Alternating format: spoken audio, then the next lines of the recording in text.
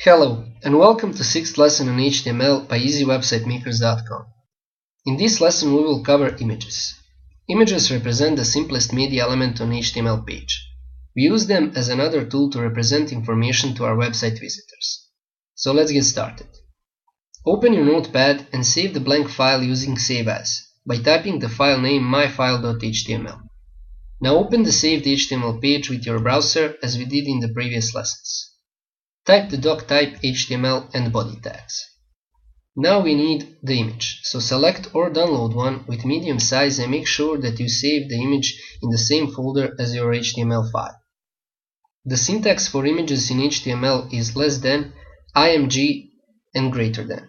But we need to specify image path or URL. So between img and greater than we use src equals exclamation marks and in them the specified path for the image.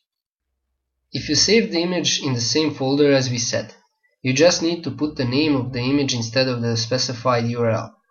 So go to your notepad and type the image tag and specify the file name. My picture is named image.jpg, so I will write that. Save the HTML page on your notepad and reload it in your browser. The picture is right there. Also, there's another attribute that we use in image. ILT image description. We use this attribute for two reasons. First, to describe the image, and second, if there is some problem with the image upload, the browser will load the description instead of the default image.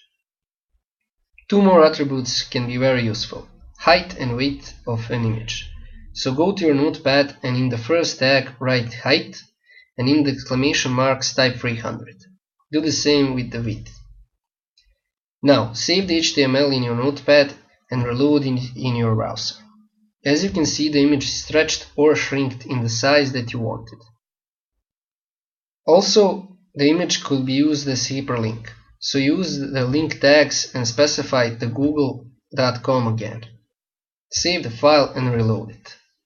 Now, click on the image and it will lead you to google.com. For this lesson you should remember two things. First, the image syntax, and second, the image URL. Make sure you know the exact path to your image or the image will not be properly displayed. Thanks for watching.